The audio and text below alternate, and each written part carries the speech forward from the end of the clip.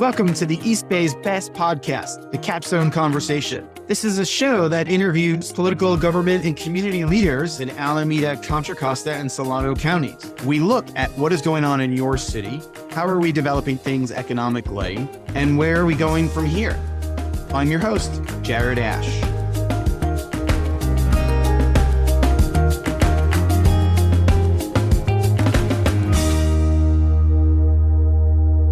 Hi, I'm Jared Ash. Today on the Capstone Conversation, we're going to hear from Sue Noack, a councilwoman from Pleasant Hill, who is also on the MTC board, the Regional Transit Coordinating Agency throughout the Bay Area.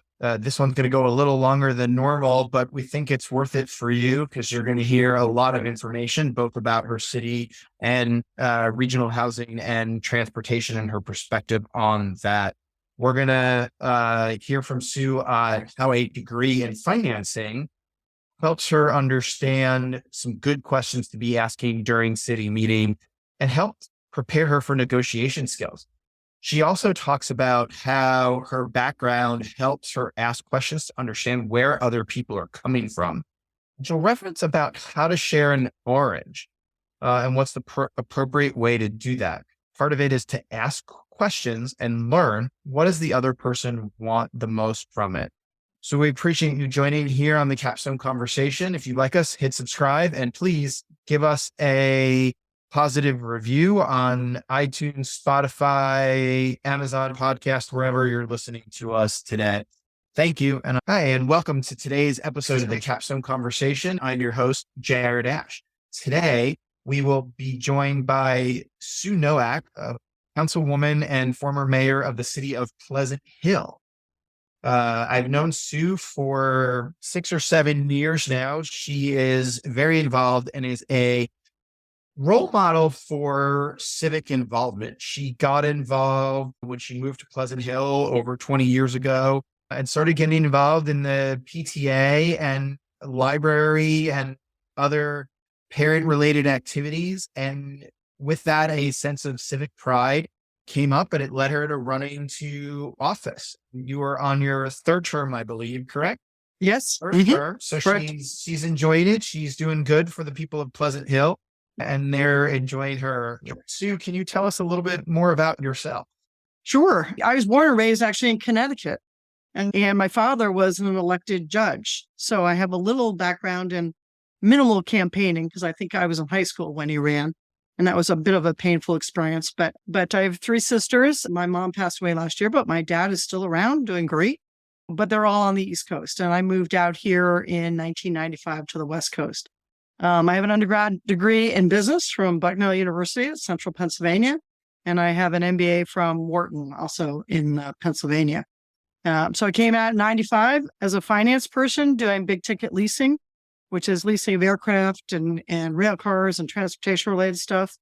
And I spent my last 7 years in the corporate world with a company called GATX, being their chief investment risk officer. So I left the corporate world in 2007, and that's when I started getting more involved in civic events. As you said, I ran a couple of PTAs, started an education foundation here in Pleasant Hill that ran for 10 years, raised over $350,000 for our Pleasant Hill schools.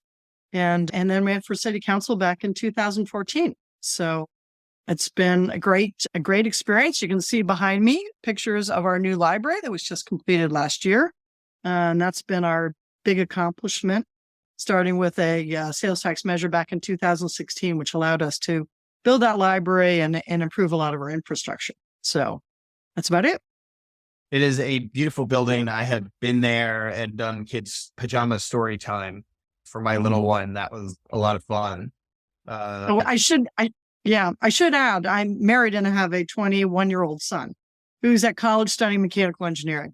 I run through my business stuff for everybody's knowledge on my experience, but I don't want to negate the fact I've got 2 big supporters in my husband and my son. Awesome. Let me first ask, before we get into the city stuff, how did the finance and business background prepare you for city council? How does it give you a good, interesting perspective?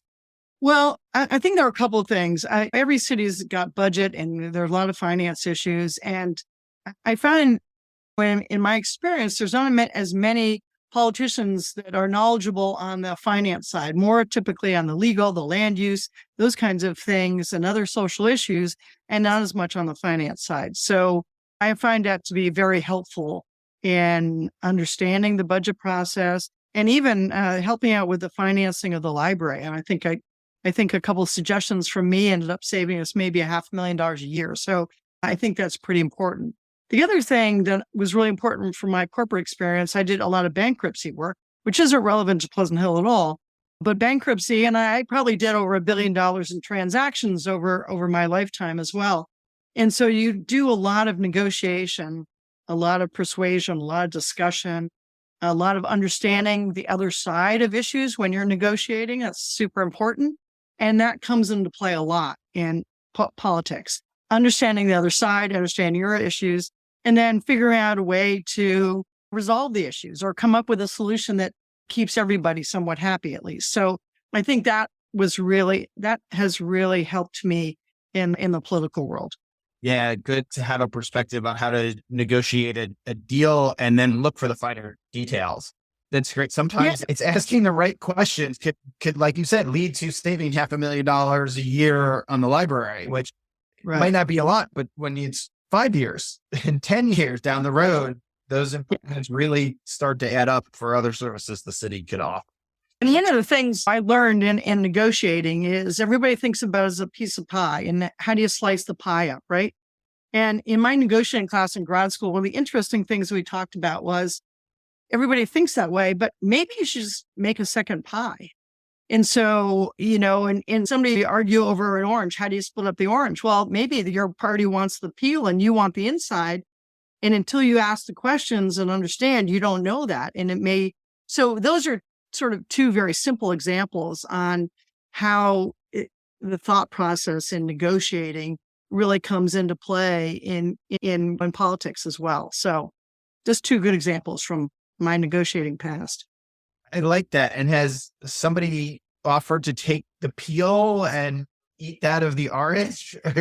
When somebody wants the peel because they want the orange zest. So you're sitting here negotiating over how we're going to split an orange and you're arguing back and forth. And then you finally ask the right questions and they're like, oh no, I just want the orange zest. And you're like, oh, I just want the juice. And so the whole argument was pointless because you didn't take the time to understand each other's position. Otherwise you wouldn't have had a discussion anyway. So that, those are just.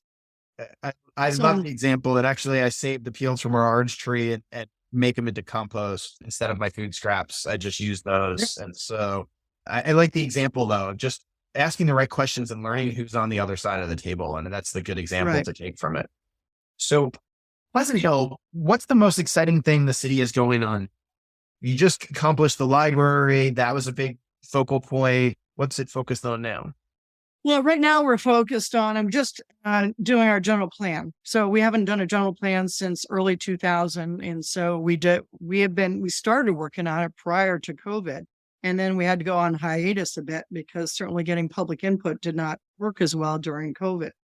So we're finishing up our general plan. And as everybody is working on their housing element, and that is a struggle for a city that's fairly well built out. And so those, I couldn't exactly say they're exciting. The general plan's pretty exciting, but the housing element, as most everybody would probably say at this point, is not terribly exciting. The other thing that we continue to do, which I think is really important, is with our sales tax measure, good portion went to the library, but more than half of it goes to infrastructure. So we've been able to do a lot of road work, a lot of storm drain improvements, things like that. That's not necessarily, the roads are certainly visible to the public, but some of the storm drains to prevent flooding and things like that have been really helpful.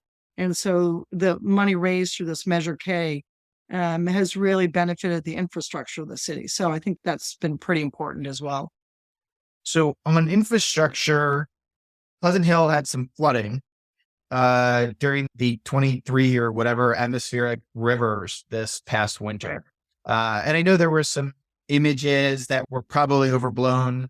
There was a national picture of a woman who was on a kayak bringing an old lady who was stranded in her car coffee. I actually know that woman. And she said, no, it wasn't so bad. The woman was just stuck. I could have walked the cup of coffee to her, but I just decided it was more fun to get in my kayak that was right there. But talk about the flooding that happened related to the infrastructure and how the city is working to address that. So we have several creeks that run through Pleasant Hill. And we have spent a lot of time over the last numerous years working with people whose property backs up or schools that back up to the creeks to keep them really clean. Because that's the first thing, right? You've got to make sure the creeks are clean because otherwise they flood super easy. For a time, we worked with the county and their flood control people. And it turned out we were looking at ways to mitigate it on a grander scale. And it wasn't sufficient to get the Army Corps of Engineers or any funding for it. So at that point, we realized we're going to have to do some stuff ourselves. So, for example, there's an area in Gregory Gardens that used to flood all the time. Well, we put new storm drains in and they didn't flood this go round. So that you can't do it all at once. So you gotta do step by step. The area that floods right now is in front of the Sequoias School. It's at Boyd and Patterson, and that's a tricky area that the county has been looking at as well because there's some drain pipes that go through the back of the school that probably need to be expanded and some work needs to be done there. But monies were raised through the county for the flood control to help some of these situations as well. So it's us working with the county trying to figure out where those things can be addressed, how the funding works. The other piece that we did is when we did the library, the creek runs beside the library. We also did a lot of a runoff there and detention and retention basins along the side of the library. And so that really helped the flooding downstream from the library that used to occur. So while we did have some flooding, we had a lot less flooding than we've had in the past. That's good. And I like how the city's moving tactfully towards addressing it each section at a time. On the general plan, I know it's still a work in progress. What are some key areas that the city's looking like that they're going to touch on and change? Well, what we're really focusing in on, this started pre-COVID, was looking at the city as neighborhoods.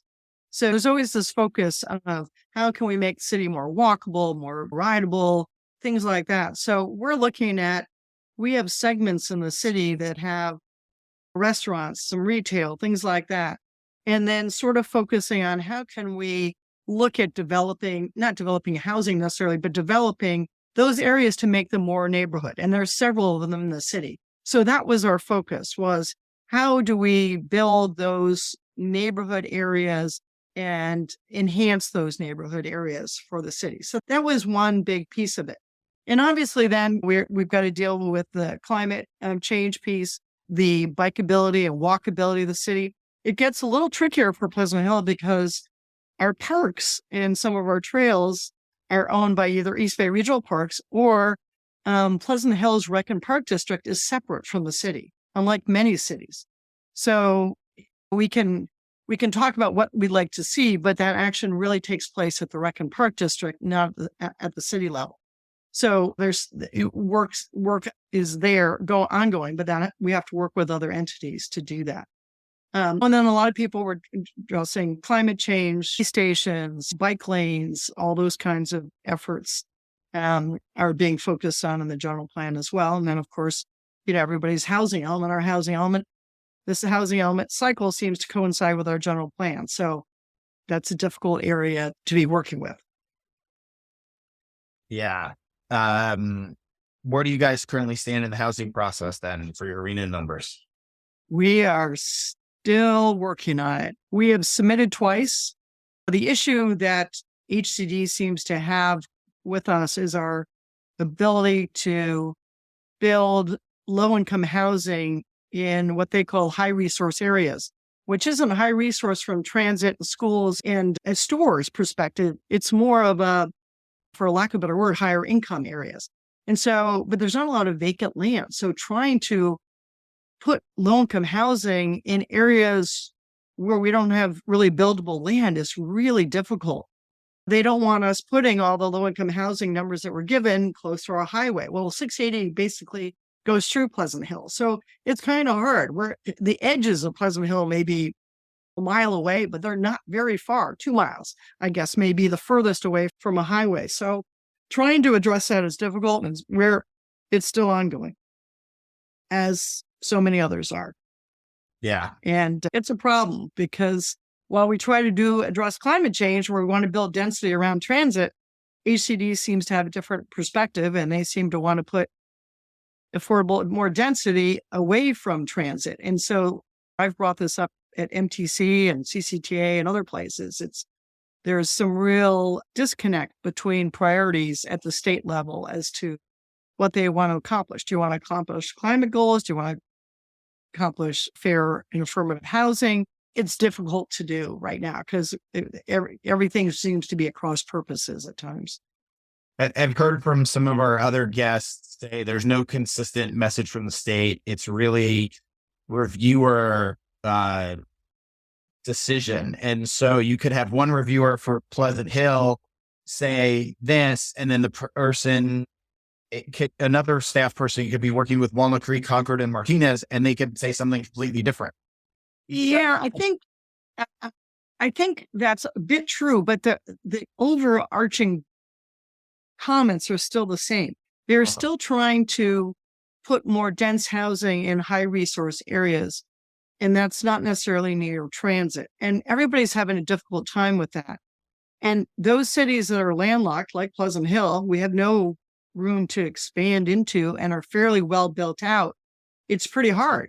And then there's some financial aspects that are like you need to find places to put low income housing where it can be built easier. So like on vacant land, which we just don't have much of. And so some of the criteria, you just feel like it's almost impossible to actually accomplish what they're looking for.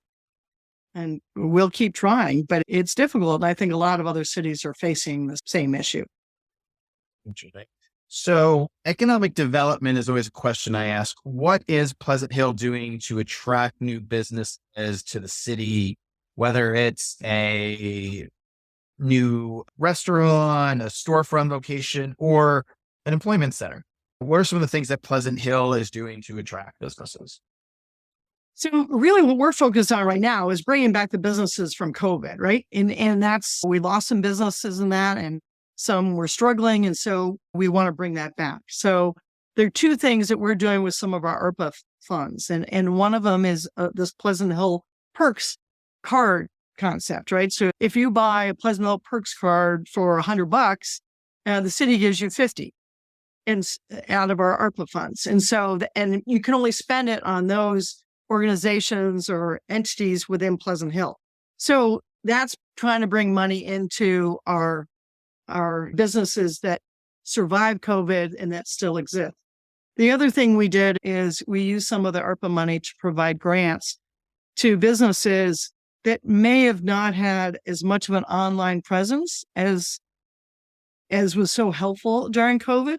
So we have a grant program so business can apply for grants to get assistance dollar-wise and also connections to other entities to provide them with that assistance to make their online presence better. So those are two things. The other thing that we focus on is making our city vibrant so people want to move into our city, right? And that's keeping the roads nice. And we have free parking. We don't have meters anywhere in our city at all. And that's a big deal. A lot of people like to come to a city where they don't have to worry about paying for parking. And so we get a lot of people from outside Pleasant Hill coming into Pleasant Hill. So those are some of the things we're doing that are more soft items, making the city just more pleasant. Downtown is being redone. Some of the owners of downtown are redoing the plaza to make it more friendly for people to come and take food and sit outside and relax and chat with people. So there's work being done there as well. So I think there's a lot of good work being done. We're never going to be a super big retail site. We're just not big enough. We have some on the edges, right? So the Coles Crossing area is a good shopping area. And then up by Target and Safeway, those are Pleasant Hill. The Sun Valley Mall is not, but further west of that is Pleasant Hill again. So those areas, we want to make sure traffic can flow. That's tricky up there where 680 and Contra Costa Boulevard are, but trying to make those entities vibrant as well as making sure people can access them easily and get there. So those are our bigger retail areas. So, and we have an economic development person who spends a lot of time talking to businesses that might have an interest in coming into Pleasant Hill. And I think as everybody is facing, there's a change in how people buy things these days, right? Whether they go online or whether they go to the store. And so we have to look at those changes and see what services still require bricks and mortar. And that's what we need to attract. In earlier this year, small independent bookstores in Walnut Creek and Lafayette both went out of business. Just couldn't sustain it any longer. I remember the woman in Lafayette told me that because it was packed in the store when I went, and it was maybe 2 days before she closed. She's like, if everybody came out like this, like last month, maybe I would be able to pay rent this month. And it just, we all sort of wanted to be there, but you're right. We weren't going. And frankly, I have 3 kids and I don't have a big enough house to keep getting more books. So we like the library or the school book fair. Well, and the library is great. And then the other thing we have in Pleasant Hill is we have the Friends of the Library have a standalone bookstore up across from Sun Valley Mall. So it's all used books, but in good condition, very inexpensive. And during COVID, they actually were open downtown Pleasant Hill on Crescent Drive and were super popular, raised a good amount of money to contribute to the building of the library. And they're continuing that with a separate store up across from Sun Valley Mall. They do have a store within the new library as well, but they run both now, and they raise pretty a sizable amount of money to pay for quite a few of the programs at the library. But that has worked out pretty well for them. They're looking, there's a Starbucks, a drive-through Starbucks being built right next door. And once that's accomplished, my bet is a lot of people go to Starbucks, get their coffee, go buy a book at the Friends bookstore and sit and have their coffee at Starbucks and enjoy their coffee. So hopefully that brings them some additional business. I've been on a couple of calls this week and a group is talking about how to link visits. So if you're going to a doctor visit, how do you get them to stay and buy coffee or go shopping? And that's what you're talking about. Buy coffee, buy a book, read a book, get a coffee shop. There you go. That's a visit. It's getting them to spend a little bit more money while they're there and staying put in an area, which from a transportation side requires them to drive less. They hit the same visit. Yeah. So I want to pivot to MTC. You are new on the MTC board, joined a couple months ago. First, half our audience probably knows what MTC is. The other half doesn't. Explain what MTC is and what is your role at the organization? So MTC is the regional transportation. It's Metropolitan Transportation Commission. It covers the 9 Bay Area counties. And it is the organization that takes state and federal money and distributes it, transportation and housing money. That's a lot of its function. But also, there are so many subcommittees, I've lost track of all the ones I'm on, but it also does the toll income and how that's used for transportation in the Bay Area. So we are the governing board of that. There are 2 representatives from each of the 9 counties. And then we have the mayors or a mayor representative from Oakland, San Francisco, and San Jose on there as well. And so we make those decisions. Right now, RM3, which was a toll measure, and that was put in place quite a while ago. But it was in court for a while. It finally got released. So now we're spending quite a bit of time releasing those monies to those cities or entities or transit agencies that had started working on projects and relying on this RM3 money. So we started working on that. But we're also looking at MTC and ABAG merge. They have separate boards, but the staffs are the same. And so one of the subcommittees is the Bay Area Housing Finance Authority. So looking at funding for affordable housing for the Bay Area. And then also looking at transit funding as well, because as most people know, transit has not come back after COVID. So many people are working from home or their patterns are different. So how we maintain that we have transit, because we still want to focus on climate, getting people out of cars and using transit. How do we fund them in a way that people will want to use them, making safe, reliable, convenient? And so those are all the goals that we have to look at. And then do we do a funding measure, financing measure into 2026 to help, as many of these agencies will run out of their rescue money over the next couple of years and have this, what they call a fiscal cliff. But so we have to spend a lot of time looking at that, how this money is distributed, how is it best distributed. And the important thing for us now is a lot of these measures were put in place pre-COVID. And so they're based on thinking about transit and transportation in a way that was pre-COVID. So how do we rethink that and make sure the money is allocated correctly post-COVID? And so a lot of work has to be done. We're just doing a revised transit. There's Bay Area 2050, and we're updating, doing a light update to that. But there's a transit 2050. We're doing a more serious update to really analyze where we think transit's going to go over the next 25 years and how those changes, what are permanent, what isn't permanent, funding needed. And then the other part is I also sit on the Bay Area Regional Collaborative. This is as a result of being on MTC.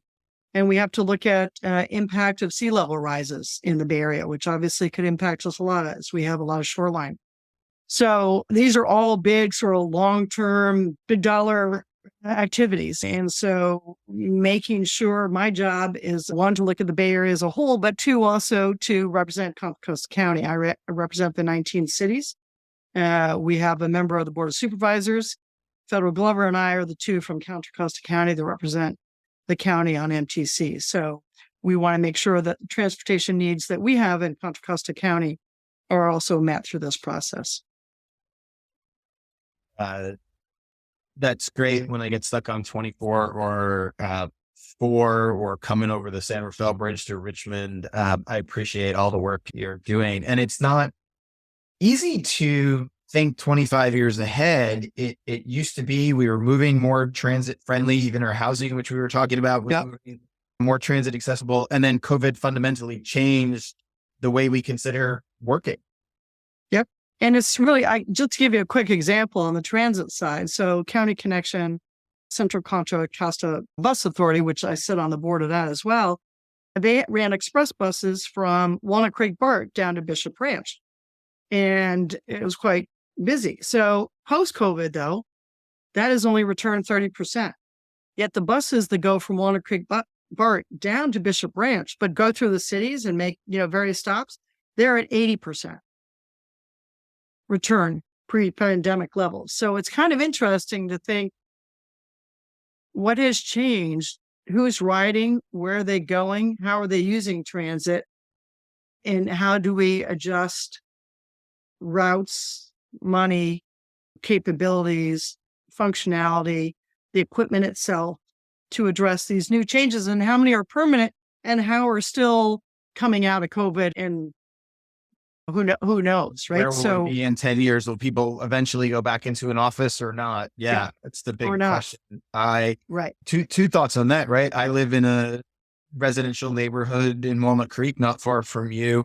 And I remember going back early 2019 when my kids were in kindergarten and there was a Halloween thing and I was the only dad at the kindergarten parade because I worked from home at the time. Well, now you fast forward and 70% of the dads are there because they have the flexibility in their schedule to be there. And it's just such a dramatic shift because most of those people went to 1, Bishop Ranch, 2, Oakland, and 3, probably the majority, into San Francisco. I commuted to San Francisco for the first 9 years I lived in Pleasant Hill. I was taking Lafayette BART into the city for 9 years. And I'm not sure I could have done my job from home, but I did do it for a while because I was on bed rest when I was pregnant with my son after 9/11, and I had to do everything from my bed. So it was doable, but it wasn't sort of doable every day of the week. But it's interesting. It happens all over the place. My sister works for the NHL in IT. And pre-COVID, she was not allowed to work from home at all. She couldn't bring her laptop home or anything, I think for security purposes. And then COVID hit. And now she can work 3 days a week. She goes into the city, and 2 days a week she works at home. They realize that works. And so I expect some of those things to be permanent when people realize that people can be as productive at home, or maybe at times even more productive. Why not? But it's a different change. Well, and I think the stats on BART where the weekend trips are up, right? Where the weekday trips are down Yep. significantly, weekend trips are up. So let's continue on that transit. One of the priorities that MTC is looking at as part of that long term is tolling roads. Tolling all lanes on 680 has come up. I've seen some presentations on that, possibly on 4 or 880. What can you share us about toll roads? What is the goal of it? What is MTC looking at to make those decisions? Well, it's really early to say tolling. I'm not sure. There's pricing on these express lanes, which is really right now the focus to try to get traffic moving, to use express lanes. They're looking at, can we use bus on shoulders when traffic is stuck, so that buses can go on the shoulder. They're still only going 15 miles an hour more than the traffic is, but that could maybe encourage people to get on there as well. But it's an interesting issue because Contra Costa County and Alameda provide about 40% of the toll revenue. Yet a lot of that money goes elsewhere. And so how do you balance out the fairness of revenue generation with where the money is spent? And so I think that comes into play as well, right? You can't just keep charging the people driving over the bridges to do all our transportation financing. And so how do you do that? And how do you, one, sort of pay for the roads, two, how do you make it fairer and yet keep the traffic moving or encourage people to use transit that can? So there's a whole bunch of things in play. It's really early on in the process. One of the first things that we'll probably see is there's work being done on addressing Route 37. Because that's just one lane each way. It's very difficult. It's obviously going to get impacted by sea level rises. So I think that will be one of the first ones that we'll be looking at and see what can be done there outside of the HOV toll express lane type payments. So it's early days still on all those things. I feel like every time we go away somewhere in a car, we're stuck on 37. And it's inevitable, like no matter what time of day or what direction you're going into, it doesn't have enough capacity on it. Yeah, it doesn't. I mean, I drive up north fairly frequently myself on 37, and it's very infrequent that I actually am going over 15 miles an hour on that road. And so they got to look at it, but how is it going to get paid for? Part of that is how do we incentivize people to use different methods of transportation? Now, it's kind of hard because there's not a lot of transit going up to that area, but it's one of those things that when we talk about paying for highway use, 37 will be an interesting project to look at as we do that. Sure. Just a couple more questions before we wrap up. We like to keep these short, but there's a lot going on because we talked about Pleasant Hill. We're talking about the MTC. MTC has had a talk about a ballot measure coming up that would come before the people across the entire Bay Area. Can you talk about what is the goal of that and what can you share with us? Well, the measure we're looking at for 2024 is a housing measure to fund affordable housing. We haven't, no decision has been made on the size yet. A lot of it will be likely directly allocated to cities and counties at some level. Not all cities would get a direct allocation. And then a piece of it would stay under MTC's control, being for not only production, preservation, not just building, but also preservation of housing that currently exists, rehabilitation, and some other programs. So it hasn't been flushed out entirely, but the base structure has been looked at in that aspect. So there's a lot of projects going on, not necessarily in Pleasant Hill at this point, but funding is really needed if those affordable housing goals that the state is trying to get us to do, the funding is really needed. You can't build affordable housing without some support from some funding mechanisms. And that's what this measure would look to do in 2024. And so if it's going to be on the ballot in November of 2024, when does it have to get decided upon? I think it has to be fairly before year end, clearly, but I think it's November that people are looking at. So, and I think maybe November is for the March ballot. It may be a little later for the November. I don't know the exact dates for when that has to be fine tuned and wording submitted. Approximation. Yeah. Yeah. What along those lines, how there's talk of, and this will be the last question we'll wrap up, is transit money, right? We talked briefly about the fiscal cliff. I don't want to dive back into that on BART, but a lot of the transit agencies we're talking about had vacancies and their funding is going to be up in 2025 from the Fed. How does it compete? Yeah. With BART wanting to put something on the ballot, the legislature possibly forcing everything. And I know Contra Costa Transit Authority needs a ballot measure on their sales tax coming up. That's a lot of tax questions coming to the ballots. Yeah, it is a lot. BART doesn't put its own measure on. It goes through MTC. So we have to look at the whole network, because you can't just say, okay, BART cut back service, because that impacts the buses that are bringing people from their location to BART. So it's not a simple thing, but there's some issues, right? So on BART, one of the biggest issues these days seems to be safety. And they've allocated some money toward share gates, and that really needs to get done as soon as possible, in my opinion. Because if you want people back, you got to make it safe, and you got to collect fares from people that are riding it, right? That should be their focus. On buses, the issue with buses is that they have a lot more lead time, so people don't want to wait a half an hour, or they don't want to take a bus from point A to point B and then have to transfer to another bus to go from point B to point C, and things like that. And so this concept of trying to integrate transit was sort of studied during COVID under this Blue Ribbon Task Force. And there's a new committee assigned, which I happen to vice chair, which is the Regional Network Management. So they're looking at ways to try to make it simpler for people to get around on transit. And hopefully with some of those efforts, more people will find it efficient and safe and convenient to use. And that's really important. But it's going to take a little bit of work, right? BART's the safety issue. The buses is more an efficiency perspective. And then it's the coordination.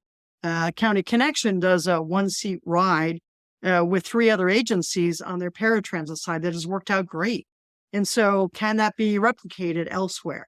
Clipper, trying to make those fares all standards so people don't have to guess what the fares are.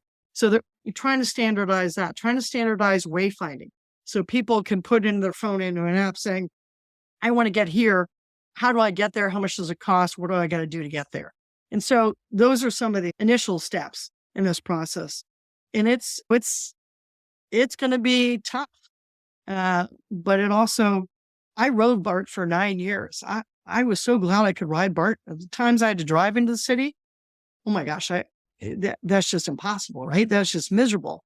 And luckily I worked down at Fort Embarcadero, so I could get off and walk a block and be there. It worked great for me. So I think these are important things for people to think about, and we really have to think about it regionally. But there are 27 transit agencies, right, in the Bay Area. How do you get them? You got to get them all to work together and work well and efficiently and effectively. And it's going to be a challenge, but that's something at least we've started to work on. CCTA's tax measure doesn't expire till 2034, so we got a little ways to go. But it depends on projects that are needed to be done. Obviously, the 684 interchange is big, and that still needs to be expanded to get that choke point cleared up. There's a lot of discussion, obviously, on the Richmond-San Rafael Bridge these days. So we've somehow got to make it work without killing people with tax dollars, right? Yeah, people are only going to put so much into this. But we've got to figure out ways to make it work, to get people out there to ride on it without sinking everybody's pocketbooks.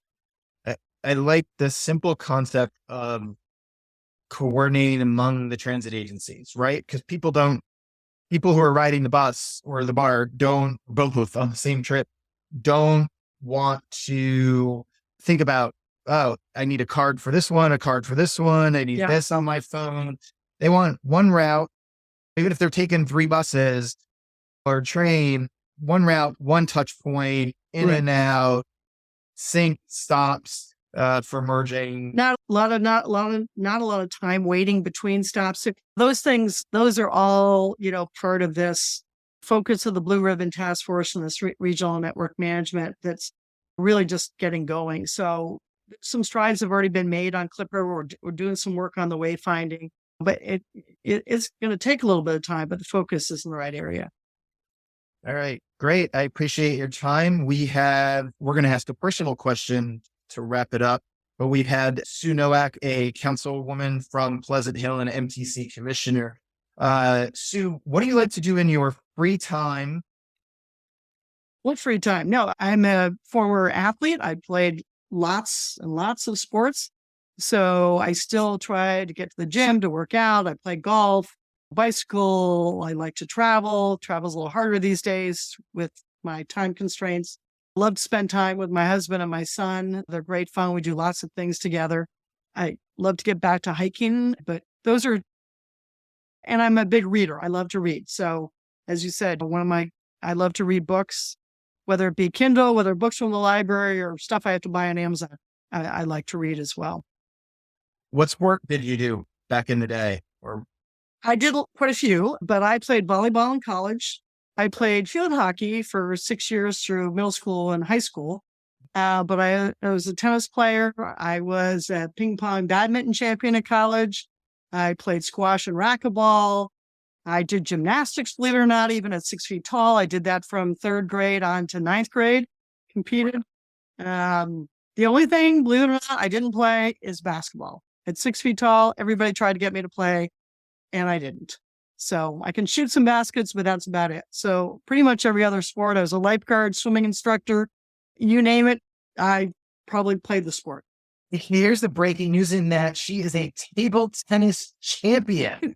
Yes. I was table tennis champion and badminton champion in college. Badminton, people didn't know that about you. Now we got something to talk about at the next dinner party. Yeah, I don't know what you say about that, but... Wait, okay. Where can our listeners find you on social media, or how do they connect with you and learn more? You can get a hold of me on my city address, snoack@pleasanthillca.org. I also have an email, sue@suenoack.com, so they can get a hold of me there. I have a Facebook page, Susan Atkinson Noack. That's my maiden name. And that is more functional than my Sue Noack for City Council Facebook. But so I post a lot on that, so they can get a hold of me there as well. Great. Well, thank you for joining the Capstone conversation. We appreciate your time today, and thank you everybody for listening.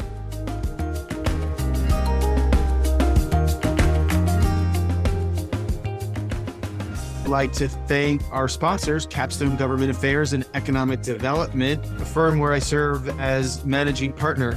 For more information, check us out at www.capstonegov.com and follow us on LinkedIn by typing in Capstone Government.